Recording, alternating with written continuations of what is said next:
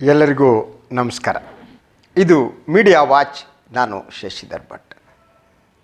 ಮಾಧ್ಯಮಗಳಲ್ಲಿ ಬಂದ ವರದಿಯ ವಿಶ್ಲೇಷಣೆ, ಕ್ಷಕಿರಣ, ಯಾವ ಸುದ್ದಿಗೆ ಯಾವ ರೀತಿಯ ಮಹತ್ವ ನೀಡಲಾಗಿದೆ ಅನ್ನೋ ಬಗ್ಗೆ ನನ್ನ ಮಾತು. ಸೊ ಇವತ್ತಿನ ಎಲ್ಲ ಪತ್ರಿಕೆಗಳು ನನ್ನ ಜೊತೆ ಇವೆ. ಸೊ ಬಹುತೇಕ ಪತ್ರಿಕೆಗಳ ಮುಖಪುಟದ ಮೊದಲ ವರದಿ ಅಂತ ಅಂದರೆ ನಿನ್ನೆ ಪ್ರಧಾನಿ ನರೇಂದ್ರ ಮೋದಿಯವರು ನಡೆಸಿದ ಸರ್ವಪಕ್ಷಗಳ ಸಭೆಗೆ ಸಂಬಂಧಪಟ್ಟಿದ್ದು. ಸೊ ಇಂಗ್ಲೀಷ್ ಪತ್ರಿಕೆ, ಕನ್ನಡ ಪತ್ರಿಕೆಗಳು ಎಲ್ಲವೂ ಕೂಡ ಇದರ ಮೊದಲ ಹೆಡ್ಲೈನ್ ಸುದ್ದಿಗಳನ್ನಾಗಿ ಮಾಡಿವೆ. ಸೊ ಪ್ರಜಾವಾಣಿಯ ಇವತ್ತಿನ ಹೆಡ್ಲೈನ್ಸ್: ಚೀನಾಗೆ ಸುಂಕದ ಬಿಸಿ, ಭಾರತದ ಜೊತೆ ದ್ವಿಪಕ್ಷೀಯ ದೀರ್ಘಾವಧಿ ಸಂಬಂಧ ಬೇಕು. ಚೀನಾ ಹೇಗೆ ಬದಲಾಗಿದೆ? ನಿನ್ನೆ ಚೀನಾ ವಿದೇಶಾಂಗ ವಕ್ತಾರರು ನೀಡಿದ ಹೇಳಿಕೆಯ ಮೇಲೆ ಈ ವರದಿ ಸಿದ್ಧಗೊಂಡಿದೆ. ಸೊ ನಾನು ಈ ಮೊದಲ ಬಹಳ ಮುಖ್ಯ ಸುದ್ದಿಗೆ ಬರ್ತೀನಿ. ಸೊ ಹಿಂದೂ ಪತ್ರಿಕೆ ಹೆಡ್ಲೈನ್ ಹೀಗಿದೆ: no outsiders on Indian territory. PM ಪ್ರಧಾನಿ ನರೇಂದ್ರ ಮೋದಿಯವರು ನಿನ್ನೆ ಏನು ಸರ್ವಪಕ್ಷಗಳ ಸಭೆಯನ್ನು ನಡೆಸಿದ್ರು, ಅವರು ಅಲ್ಲಿ ಹೇಳಿದ ಒಂದು ಮಾತು ಅತಿ ಮಹತ್ವದ ಮಾತು, ನಾವೆಲ್ಲ ಗಂಭೀರವಾಗಿ ಪರಿಗಣಿಸಬೇಕಾದ ಮಾತು. ಏನದು? No outsider on Indian territory.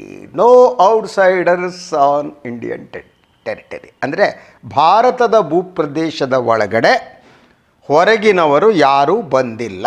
ಇದನ್ನು ಕನ್ನಡಕ್ಕೆ ಹೀಗೆ ಅನುವಾದ ಮಾಡ್ಬೋದು. ಹಾಗಿದ್ರೆ ಇಷ್ಟು ದಿವಸ ನಡೆದಿದ್ದೇನು? ಪ್ರಧಾನಿಯವರ ಪ್ರಕಾರ ಹೊರಗಿನವರು ಭಾರತದ ಭೂಪ್ರದೇಶಕ್ಕೆ ಬಂದಿಲ್ಲ ಅಂದರೆ ಅವತ್ತು ಯಾಕೆ ಸಂಘರ್ಷ ನಡೀತು? 20 ಭಾರತೀಯ ಯೋಧರು ಅಸುನೀಗುವುದಕ್ಕೆ ಯಾಕೆ ಬಂತು? ಅವರು ಬಂದಿಲ್ಲ ಅಂದರೆ ನಾವು ಅವರ ಭೂಪ್ರದೇಶಕ್ಕೆ ಹೋದ್ವಾ? ಪ್ರಧಾನಿಯವರು ಈ ಬಗ್ಗೆ ಸ್ಪಷ್ಟೀಕರಣ ನೀಡಬೇಕಾಗಿದೆ. ನಾವು ಹೋಗಿಲ್ಲ. ನಾನು ಪ್ರಧಾನಿಯವರ ಮಾತನ್ನು ನಂಬ್ತೇನೆ. ಪ್ರಧಾನಿ ನರೇಂದ್ರ ಮೋದಿ ನಮ್ಮೆಲ್ಲರ ಪ್ರಧಾನಿ, ದೇಶದ ಪ್ರೀತಿಯ ಪ್ರಧಾನಿ. ಈ ಪ್ರದೇಶದ ಜನ ಅವ್ರ ಮೇಲೆ ನಂಬಿಕೆಯನ್ನಿಟ್ಟಿದ್ದಾರೆ. ಸೊ ಈ ದೇಶದ ಜನ, ನೀವು ಗಂಟೆ ಹೊಡಿರಿ ಅಂದರೆ ಹೊಡಿತಾರೆ, ಶಂಖ ಊದಿ ಅಂದರೆ ಊದ್ತಾರೆ, ದೀಪ ಹಚ್ಚು ಅಂದರೆ ಹಚ್ತಾರೆ, ಕೈ ಮುಗಿ ಅಂದರೆ ಮುಗಿತಾರೆ, ನಂಬುತ್ತಾರೆ. ಪ್ರಧಾನಿಯವರು ನಂಬಬೇಕು, ನಾನು ನಂಬಬೇಕು. ಆದರೆ ನಾನು ಪ್ರಶ್ನೆಗಳನ್ನ ಕೇಳಬೇಕಾಗಿದೆ.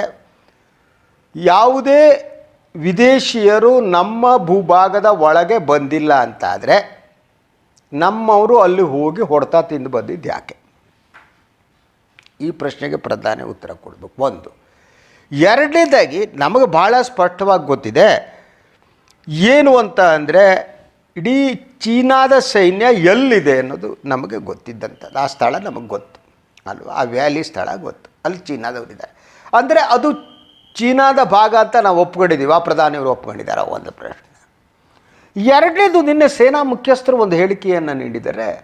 ಸೊ ಚೀನಾದ ವಶದಲ್ಲಿದ್ದಂಥ ಸೈನಿಕರನ್ನು ಚೀನಾ ಬಿಡುಗಡೆ ಮಾಡಿದೆ. ಭಾರತೀಯ ಸೈನಿಕರು ಅಂದರೆ ಭಾರತೀಯ ಸೈನಿಕರು ಚೀನಾ ವಶದಲ್ಲಿ ಇದ್ದರು ಅನ್ನುವುದನ್ನು ನಮ್ಮ ಸೇನಾ ಮುಖ್ಯಸ್ಥರು ಹೇಳ್ತಾರೆ.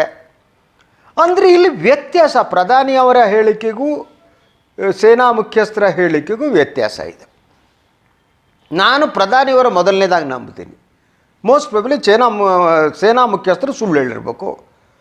ಸುಳ್ಳು ಹೇಳಿರುವ ಸೇನಾ ಮುಖ್ಯಸ್ಥರನ್ನು ನಾವು ಯಾಕೆ ಇಟ್ಕೋಬೇಕು? ಪ್ರಧಾನಿಯವರು ಈ ಬಗ್ಗೆ ಯೋಚನೆ ಮಾಡಬೇಕಲ್ವಾ? Is it right or wrong? ಹೇಳಿ. ತಪ್ಪಾದರೆ ನಾನು ಒಪ್ಕೋತೇನೆ. I have no issue about that. So ಪ್ರಧಾನಿಯವರ ನಿನ್ನೆಯ ಇಡೀ ಮಾತೇನಿದೆ, ಸೊ ಅವರ ಇಡೀ ಮಾತಿನಲ್ಲೇ ಕೂಡ ಅವರು ಹೇಳ್ತಾ ಇದ್ದುದು ಏನು ನೋಡಿ. ಆ ಒಂದು ಪ್ರತಿಪಕ್ಷಗಳ ಈ ಏನು ಸಭೆ ನಡೆಸಿದ್ರು ಪ್ರಧಾನಿ, ಆ ಬಗ್ಗೆ ಪ್ರಜಾವಾಣಿಯ ವರದಿ ನನ್ನ ಬಳಿ ಇದೆ. ಭಾರತ ಚೀನಾ ಗಡಿ ಸಂಘರ್ಷ ಕುರಿತು ಚರ್ಚಿಸಲು ಪ್ರಧಾನಿ ನರೇಂದ್ರ ಮೋದಿ ಅವರು ಕರೆದಿದ್ದ ಸರ್ವಪಕ್ಷ ಸಭೆಯಲ್ಲಿ ಮಿಶ್ರ ಪ್ರತಿಕ್ರಿಯೆ ವ್ಯಕ್ತವಾಯಿತು. ಚೀನಾ ಸೈನಿಕರು ಆಕ್ರಮಿಸಿಕೊಂಡಿರುವ ನೆಲವನ್ನು ಮರುವಶಕ್ಕೆ ಪಡೆಯಬೇಕು ಎಂದು ಕೆಲವು ಪಕ್ಷಗಳು ಒತ್ತಾಯಿಸಿದವು. ಇನ್ನೂ ಕೆಲವು ಪಕ್ಷಗಳು ಚೀನಾ ಜೊತೆಗೆ ವಾಣಿಜ್ಯ ಸಂಬಂಧ ಕಡಿದುಕೊಳ್ಳಬೇಕು ಎಂದು ಒತ್ತಾಯಿಸಿದವು. ಇನ್ನೂ ಕೆಲವು ಪಕ್ಷಗಳು ಈ ಸಮಸ್ಯೆಯನ್ನು ಬಗೆಹರಿಸಿಕೊಳ್ಳುವ ಬಗ್ಗೆ ಯಾವುದು ಅಂತ ಪ್ರಶ್ನಿಸಿದವು ಅಂತ ಈ ವರದಿ ಹೇಳ್ತಾ ಹೋಗುತ್ತೆ. ಆದರೆ ಎಲ್ಲರೂ ಹೇಳ್ತಾ ಇರಬೇಕಾದ್ರೆ ಚೀನಾ ಪ್ರವೇಶ ಮಾಡಿದೆ ಅಂತ ಪ್ರಧಾನಿ ಬೇರೆ ರೀತಿ ಮಾತನಾಡ್ತಾರೆ. ನಾನು ಸೇನಾ ಮುಖ್ಯಸ್ಥರದ್ದು ನೋಡಿ, ಸೆರೆಯಿಂದ 10 ಸೈನಿಕರ ಬಿಡುಗಡೆ ಅಂತ ಒಂದು ವರದಿ ಪ್ರಜಾವಾಣಿಯಲ್ಲಿದೆ. 4 ಅಧಿಕಾರಿಗಳು ಸೇರಿ ಭಾರತದ 10 ಯೋಧರನ್ನು ಸೋಮವಾರ ರಾತ್ರಿ ನಡೆದ ಸಂಘರ್ಷದಲ್ಲಿ ಚೀನಾ ಸೆರೆ ಹಿಡಿದಿತ್ತು. ಕೇಳಿಸ್ಕೊಳ್ರಪ್ಪ. 4 ಅಧಿಕಾರಿಗಳು ಸೇರಿ ಭಾರತದ 10 ಯೋಧರನ್ನು ಸೋಮವಾರ ರಾತ್ರಿ ನಡೆದ ಸಂಘರ್ಷದಲ್ಲಿ ಚೀನಾ ಸೆರೆ ಹಿಡಿದಿತ್ತು. ಚೀನಾ 10 ಸೈನಿಕರನ್ನು, ಭಾರತೀಯ ಸೈನಿಕರನ್ನ ಸೆರೆ ಹಿಡಿದ್ರೆ ನಮ್ಮವರು ಎಷ್ಟು ಸೆರೆ ಹಿಡಿದಿದ್ರಪ್ಪ? ಮಾಹಿತಿ ಕೊಡಬೇಕು, ನೀವು ತಪ್ಪಿಸ್ಕೊಂಡು ಹೋಗೋಕ್ಕಾಗಲ್ಲ. ಸೇನೆ ಹಿರಿಯ ಅಧಿಕಾರಿಗಳ ನಡುವೆ ಸತತ 3 ದಿನದ ಮಾತುಕತೆ ಬಳಿಕ ಅವರನ್ನು ಗುರುವಾರ ಸಂಜೆ ಬಿಡುಗಡೆ ಮಾಡಲಾಗಿದೆ ಎಂದು ಮಾಧ್ಯಮಗಳ ವರದಿ ತಿಳಿಸಿದೆ. ಸೋಮವಾರದ ಸಂಘರ್ಷದಲ್ಲಿ 2 ಕಡೆಯಲ್ಲಿ ಸಾವು ನೋವುಗಳಾಗಿದ್ದು ಭಾರತ 20 ಸೈನಿಕರು ಹುತಾತ್ಮರಾಗಿದ್ದರು. ಚೀನಾ ಸೆರೆ ಹಿಡಿದ ಯೋಧರ ಬಿಡುಗಡೆಗೆ ಸಂಬಂಧಿಸಿ ಯಾವುದೇ ಮಾಹಿತಿಯನ್ನು ಭಾರತೀಯ ಸೇನೆ ಬಹಿರಂಗಪಡಿಸಿಲ್ಲ. ಸಂಘರ್ಷದಲ್ಲಿ ಭಾಗಿಯಾದ ಯೋಧರ ಲೆಕ್ಕ ಹಾಕಲಾಗಿದೆ ಎಂದಷ್ಟೇ ಸೈನ್ಯ ಹೇಳಿದೆ. ಈ ಮಾತನ್ನು ಪ್ರಧಾನಿಯವರು ಯಾಕೆ ಹೇಳಿಲ್ಲ?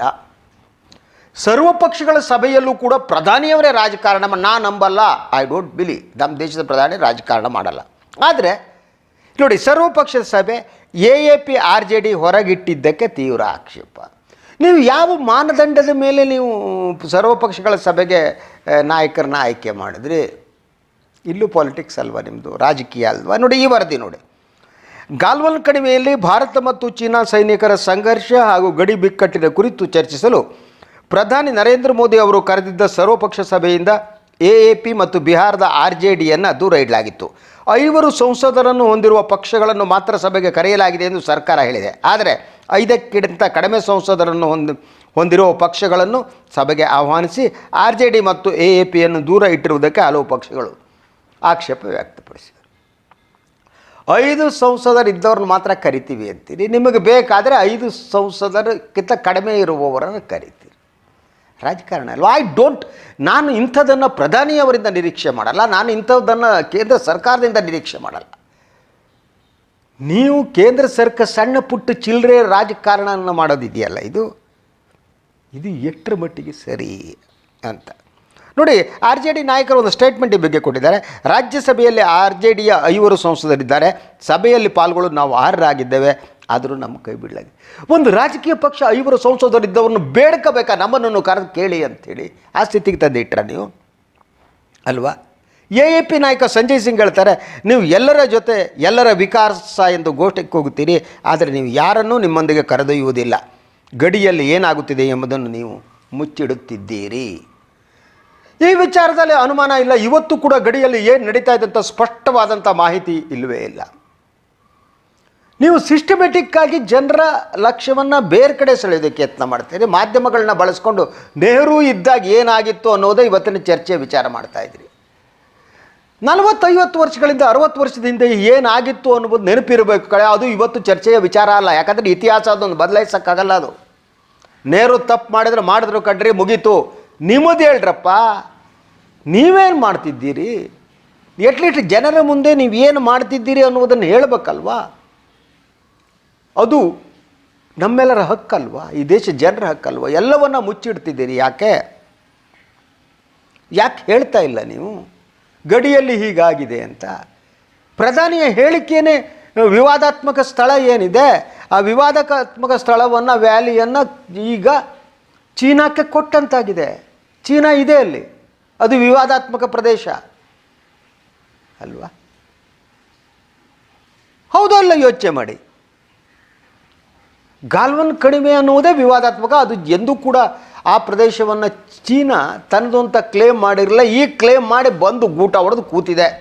ಅದು ಭಾರತದ ಗಡಿಯ ಒಳಗಿನ ಪ್ರವೇಶ ಹೌದೋ ಅಲ್ವೋ ಪ್ರಧಾನಿ ನರೇಂದ್ರ ಮೋದಿ ಅವರು ಹೇಳಬೇಕು ಅಲ್ವಾ? ನರೇಂದ್ರ ದಾಮೋದರ್ ದಾಸ್ ಮೋದಿ ಅವರು ಹೇಳಬೇಕು.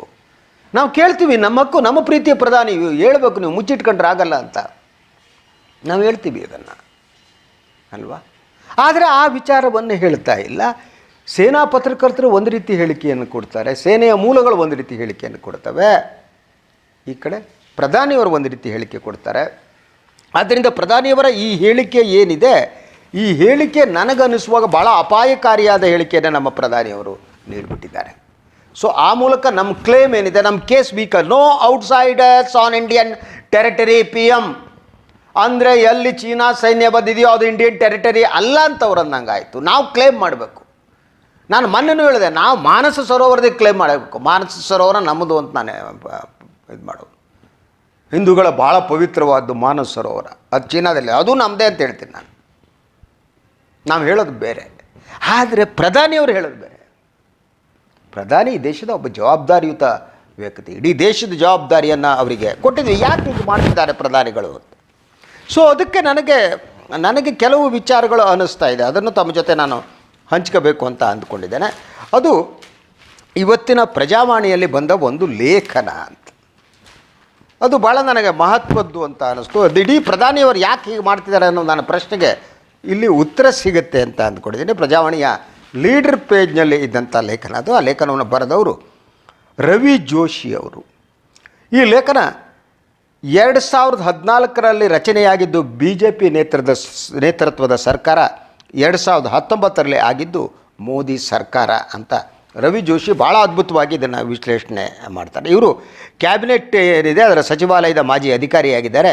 ಅಬ್ಸರ್ವರ್ ಸಂಶೋಧನಾ ಪ್ರತಿಷ್ಠಾನದ ಸಂದರ್ಶಕ ಫೆಲೋ ಕೂಡ ಇವರು ರವಿ ಜೋಶಿಯವರಾಗಿದ್ದಾರೆ. ಈ ಲೇಖನವನ್ನು ತಾವು ದಯವಿಟ್ಟು ಓದಿ.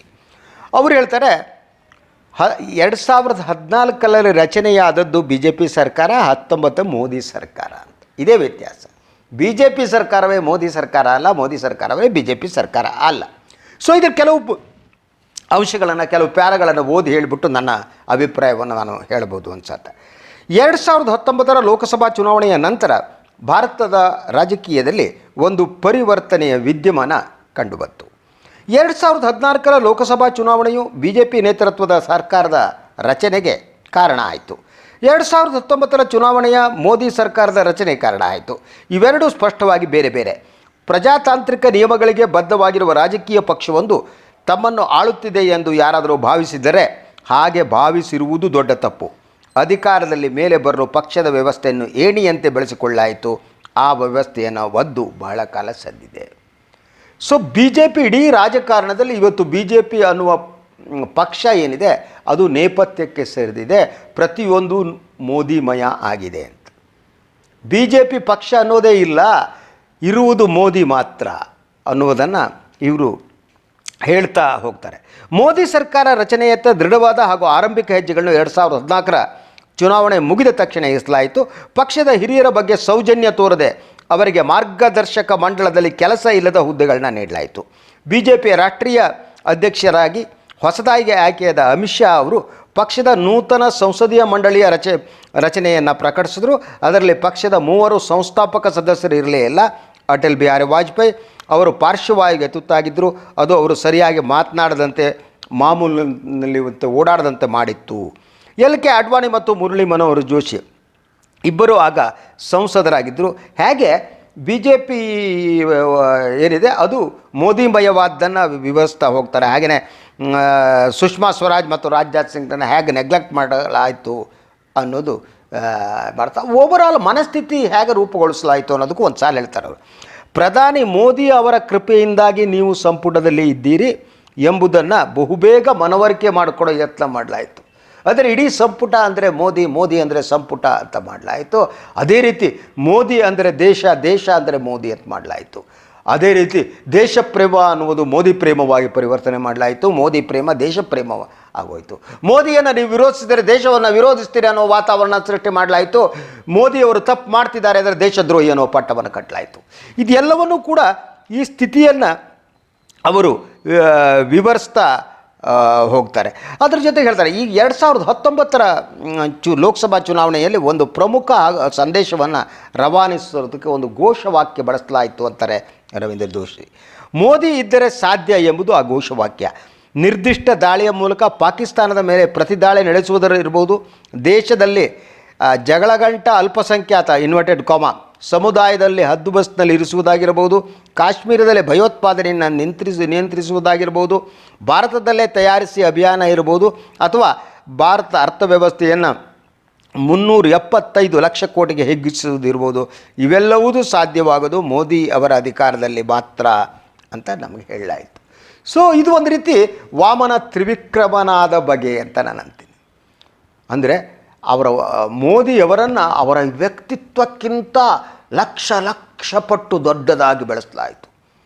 ಮೋದಿ ಇಮೇಜ್ ಅನ್ನುವುದೇನಿದೆ ಅದಕ್ಕೂ ನಿಜವಾದ ಮೋದಿಯವರಿಗೂ ಸಂಬಂಧ ಇಲ್ಲದಿರುವಂಥ ವಾತಾವರಣವನ್ನು ಸೃಷ್ಟಿಸಲಾಯಿತು. ಪ್ರತಿಯೊಂದಕ್ಕೂ ಮೋದಿಯವರೇ ಉತ್ತರ, ಈ ದೇಶದ ಎಲ್ಲ ಸಮಸ್ಯೆಗೆ ಮೋದಿಯವರು ಉತ್ತರ ಅನ್ನೋದನ್ನು ಹೇಳಲಾಯಿತು.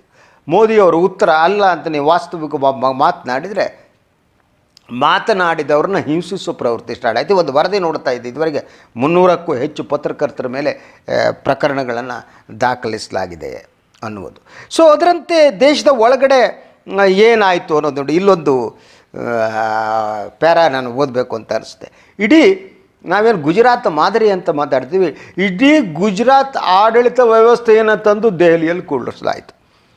ಪಕ್ಷವನ್ನು ಪುನರ್ರೂಪಿಸ್ತಿದ್ದ ಹೊತ್ತಿನಲ್ಲೇ ಸರ್ಕಾರಿ ಸಂಸ್ಥೆಗಳನ್ನು, ಸಾಂವಿಧಾನಿಕ ಸಂಸ್ಥೆಗಳನ್ನು ರಾಜಕೀಯ ಇಚ್ಛೆಗೆ ಅನುಗುಣವಾಗಿ ಬದಲಾಯಿಸಲಾಯಿತು. ಈ ಪ್ರಕ್ರಿಯೆಯು RBI, ಚುನಾವಣಾ ಆಯೋಗ, CBI, CAG ಮತ್ತು ಇತರ ಸಂಸ್ಥೆಗಳ ಮೇಲೆ ಪರಿಣಾಮ ಬೀರಿತು. ಇಷ್ಟೊಂದು ಸಂಸ್ಥೆಗಳ ಶಕ್ತಿ ಕುಂದಿಸುವ ಕೆಲಸ ಹಿಂದೆಂದೂ ಆಗಿರಲಿಲ್ಲ, ನೆಹರೂನೂ ಮಾಡಿರಲಿಲ್ಲ, ಇನ್ಯಾರೂ ಮಾಡಿರಲಿಲ್ಲ. ಆ ಕೀರ್ತಿ BJPಗೆ ಅಂದರೆ ಮೋದಿಯವರಿಗೆ ಸಲ್ಲಿಸಬೇಕು.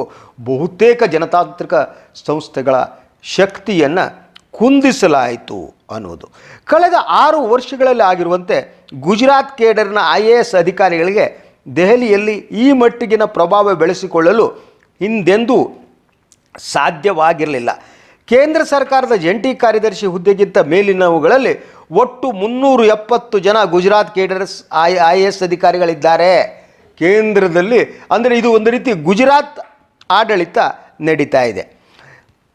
ಇದು RTI ಅರ್ಜಿಯೋದಲ್ಲಿ ಬಂದ ಉತ್ತರ. ಗುಜರಾತ್ನವ್ರು ಎಷ್ಟು ಜನ ಇದ್ದಾರಪ್ಪ ದೆಹಲಿ IAS ಕೇಳಿದ್ರೆ 370ಕ್ಕೂ ಹೆಚ್ಚು ಜನ ಇದ್ದಾರೆ ಅನ್ನೋದು. ಇದು ನಿಜವಾದ ಗುಜರಾತ್ ಮಾದರಿನೇ ಇರ್ಬೋದು ಅನಿಸುತ್ತೆ. ಸೊ ಅದರ ಜೊತೆಗೆ ಈಗ ಕೇಂದ್ರದಲ್ಲಿ ಏನೋ ಮಹತ್ವದ ಹುದ್ದೆಯನ್ನು ನಿಭಾಯಿಸ್ತಾ ಇದ್ದವು ಈ ಗುಜರಾತ್ನವ್ರು ಏನು ಅಧಿಕಾರಿಗಳಿದ್ದಾರೆ ಅವ್ರಿಗೆ ಹೇಳೋದೇನು ಗೊತ್ತಾ, ನಿಮಗೆ ಮೋದಿಯವ್ರು ಹೆಂಗೆ ಕೆಲಸ ಮಾಡ್ತಾರೆ ಗೊತ್ತಲ್ವಾ, 5 ತಾರೀಕಿಗೆ ಇಲ್ಲೂ ನಿಮ್ಗೆ ಹತ್ತಿರ ಬನ್ನಿ ಬಂತಿ ಅಂತ ತುಂಬಿಕೊಂಡಿದ್ದು. ಸೊ ಹಾಗೆ ಮಾಡಿ ಈಗ ನೋಡಿ, ಈ ಲೇಟೆಸ್ಟು ಈ ಮೋದಿಯ ಪ್ರತಿಮೆಯನ್ನು ನಿಲ್ಲಿಸುವ ಕೆಲಸ ಹೇಗೆ ನಡೀತು ಅಂದರೆ, ಈಗ ಕೋವಿಡ್ ಸಂಬಂಧಪಟ್ಟ ಹಾಗೆ ಆ ವಿಚಾರವನ್ನು ರವೀಂದ್ರ ಜೋಶಿ ತಮ್ಮ ಲೇಖನದಲ್ಲಿ ಪ್ರಸ್ತಾಪ ಮಾಡ್ತಾರೆ. ಮಹಾನ್ ನಾಯಕನ ಶಕ್ತಿಯನ್ನು ಬಿಂಬಿಸುವ ಪ್ರಕ್ರಿಯೆಗೆ COVID-19 ಸಾಂಕ್ರಾಮಿಕದ ಹರಡುವಿಕೆಯು ಇನ್ನೊಂದು ತಿರುವು ನೀಡಿತು. ನಾಯಕ ತನ್ನ ಶಕ್ತಿಯನ್ನು ಪರೀಕ್ಷೆಗೆ ಹೊಡೆದ್ರು. ಒಂದಲ್ಲ 3 ಬಾರಿ ತಮ್ಮ ಶಕ್ತಿಯನ್ನು ಪರೀಕ್ಷಿಸಿಕೊಂಡ್ರು. ಇಡೀ ದೇಶವು ಒಬ್ಬ ವ್ಯಕ್ತಿಯಂತೆ ತಮ್ಮ ನಿರ್ದೇಶನಗಳನ್ನು ಪಾಲಿಸುತ್ತೆ ಅನ್ನೋದನ್ನು ಕಂಡುಕೊಂಡ್ರು. ಲಾಕ್ಡೌನ್ ಕ್ರಮಗಳನ್ನು ಘೋಷಿಸಿದಾಗ ಅದರ ಅಗತ್ಯವನ್ನು ದೇಶ ಒಪ್ಪಿಕೊಂಡಿದ್ದು ಮಾತ್ರವೇ ಅಲ್ಲ, ಚಪ್ಪಾಳೆ ತಟ್ಟಬೇಕು, ದೀಪ ಹಚ್ಚಬೇಕು ಅಂತ ಕರೆಯನ್ನು ಕೂಡ ದೇಶ ಪಾಲಿಸ್ತು. ಕೊರೋನಾ ಯೋಧರಿಗೆ ಧನ್ಯವಾದ ಸಮರ್ಪಿಸುವುದು ಜನರಲ್ಲಿ ನಿಜಕ್ಕೂ ಉತ್ಸಾಹ ತುಂಬಿರಬಹುದು. ಆದರೆ ಅದರ ಮೂಲಕ ರವಾನೆಯಾದ ಸಂದೇಶ ಹಾಗೂ 130 ಕೋಟಿ ಜನ ಸಾಮೂಹಿಕವಾಗಿ ಒಂದು ಕ್ರಿಯೆಯಲ್ಲಿ ತೊಡಗಿಕೊಳ್ಳಬೇಕು ಎಂಬ ಸೂಚನೆ ಇನ್ನೊಂದು ಉದ್ದೇಶವನ್ನು ಕೂಡ ಈಡೇರಿಸಿತು. ಸೂತ್ರದ ಗೊಂಬೆ ಆಡಿಸುವವನ ರೀತಿಯಲ್ಲಿ ಜನರನ್ನು ತಾನು ನಿಯಂತ್ರಿಸ್ತೇನೆ, ಅವರ ಕ್ರಿಯೆಗಳನ್ನು ನಿರ್ದೇಶಿಸ್ತೇನೆ ಅನ್ನೋದನ್ನು ಮಹಾನ್ ನಾಯಕ ತೋರಿಸ್ಕೊಟ್ರು. ಈ ರಾಷ್ಟ್ರದ ಇತಿಹಾಸದಲ್ಲಿ ಯಾವುದೇ ನಾಯಕರಿಗೆ ಇಂಥದ್ದೊಂದು ಕೆಲಸ ಸಾಧ್ಯ ಆಗಿರಲಿಲ್ಲ. ಇಡೀ ದೇಶ ಮೋದಿಯವರ ಹಿಂದೆ ನಿಂತಿದೆ ಅನ್ನುವುದನ್ನು ಪುನರ್ ಪ್ರತಿಷ್ಠಾಪಿಸುವ ಕೆಲಸ ಈ COVID-19 ಸಂದರ್ಭದಲ್ಲಿ ನಡೀತು. ಇಡೀ ದೇಶ ಅಲ್ಲಿ ರೋಗದ ದಾಳಿಯ ನೋವಿತ್ತು, ಅದನ್ನು ಬಳಸಿಕೊಳ್ಳಾಯಿತು ತಮಗೆ ಬೇಕಾದಾಗ. ಈ ಬಳಕೆಯನ್ನು ನೋಡಿ ಹೇಗೆ ಮೋದಿ ಮತ್ತು ಅವರು ಸುತ್ತಮುತ್ತಲಿದ್ದವರು ಬಳಸ್ಕೋತಾರೆ, ಆಯಾ ಇಡೀ ಸ್ಥಿತಿಯನ್ನು ತಮಗೆ ಬೇಕಾದಾಗೆ ಬಳಸಿಕೊಳ್ಳುವ ಯತ್ನವನ್ನು ನಾವು ಇಲ್ಲಿ ನೋಡುವುದು. ಈ ಸ್ಥಿತಿ ಇದೆಯಲ್ಲ, ಈ ರೀತಿ ದೇಶಕ್ಕಿಂತ ಒಬ್ಬ ವ್ಯಕ್ತಿ ದೊಡ್ಡದಾಗಿ ಬೆಳೆಯೋದಿದೆಯಲ್ಲ, ಪಕ್ಷಕ್ಕಿಂತ ಒಬ್ಬ ವ್ಯಕ್ತಿ ದೊಡ್ಡದಾಗಿ ಬೆಳೆಯೋದಿದೆಯಲ್ಲ, ಅದು ತುಂಬ ಅಪಾಯಕಾರಿಯಾದ್ದು. ಅದೇ ಮಾತನ್ನು ರವೀಂದ್ರ ಜೋಶಿ ಹೇಳ್ತಾರೆ. ಇದು ಭಯ ಮೂಡಿಸುವಂತಹದ್ದು. ಈ ಶಕ್ತಿಯನ್ನು ಇನ್ನೊಮ್ಮೆ ಬಳಸಿಕೊಳ್ಳಬಹುದು, ಇನ್ನೊಮ್ಮೆ ಬಳಸಿಕೊಳ್ಳುವುದು ಒಳ್ಳೆಯ ಉದ್ದೇಶಕ್ಕೆ ಅಲ್ಲದಿರಬಹುದು. ಈಗ ಸಾಂಕ್ರಾಮಿಕ ಹರಡುವಿಕೆ ಹೆಚ್ಚುತ್ತಾ ಇದೆ, ಅರ್ಥವ್ಯವಸ್ಥೆಯ ಬೆಳವಣಿಗೆ ಕುಸಿತಾ ಇದೆ. ಈಗ ಸಾರ್ವಜನಿಕ ನಿಗಾದಿಂದ ಹಾಗೂ ಅವರ ಆಕ್ರೋಶದಿಂದ ಮಹಾನ್ ನಾಯಕರನ್ನು ರಕ್ಷಿಸಬೇಕು. ಮಹಾನ್ ನಾಯಕನ ಚರಿಷ್ಮಾ ಆದಷ್ಟು ಮೌಲ್ಯಯುತ ಎಂದರೆ ಅದನ್ನು ಮತ್ತೆ ಬಳಸ್ತಾ ಇರೋದಕ್ಕೆ ಸಾಧ್ಯ ಆಗಲ್ಲ ಅನ್ನುವ ಮಾತನ್ನು ರವೀಂದ್ರ ಜೋಶಿ ತಮ್ಮ ಈ ಲೇಖನದಲ್ಲಿ ಹೇಳ್ತಾರೆ. ಇದನ್ನೇ ಚೀನಾ ವಿಚಾರದಲ್ಲೂ ಕೂಡ ಮೋದಿಯನ್ನು ಈ ರೀತಿ ಬಳಸಿಕೊಳ್ಳಲಾಗ್ತಾ ಇದೆ. ಅದರ ಜೊತೆಗೆ ಈಗ ನಾನು ಕೊನೆಯ ಮಾತನ್ನು ಹೇಳ್ತೀನಿ. ಸೇನಾ ಮುಖ್ಯಸ್ಥರ ಹೇಳಿಕೆ ಮತ್ತು ಮೋದಿಯವರ ಹೇಳಿಕೆ ಏನಿದೆ, ಸೇನಾ ಮೂಲಗಳ ಹೇಳಿಕೆ ಮತ್ತು ಮೋದಿಯವರ ಹೇಳಿಕೆ ನಡುವೆ ವ್ಯತ್ಯಾಸ ಇದೆ. ಮೋದಿಯವರ ಪ್ರಕಾರ ಚೀನಾ ಏನನ್ನೂ ಮಾಡಿಲ್ಲ, ಗಡಿಯ ಒಳಗಡೆ ಬಂದಿಲ್ಲ, ಎಲ್ಲ ಸುಖ ಸಂತೋಷದಲ್ಲಿ ಇದೆ. ಆದರೆ ಮತ್ತು ಅವರ ಈ ದ್ವಂದ್ವಗಳನ್ನು ಅವ್ರ ಮಾತುಗಳಲ್ಲೇ ಕಾಣ್ಬೋದು. ಅದು ಯಾಕೆ ಅಂದರೆ ಕೊನೆಯ ಮಾತು ನಮ್ಮ ಮಾತುಗಳು ಹೃದಯದಿಂದ ಬರಬೇಕು ಹೊರತು ಬುದ್ಧಿ ಮತ್ತು ರಾಜಕೀಯ ಲಾಭದಿಂದ ಅಲ್ಲ. ಇದಾಗಿತ್ತು ಇವತ್ತಿನ ಮೀಡಿಯಾ ವಾಚ್. ಮತ್ತೆ ಬರ್ತೀನಿ, ತಮ್ಮ ಜೊತೆ ಮಾತಾಡ್ತೀನಿ. ಎಲ್ಲರಿಗೂ ನಮಸ್ಕಾರ.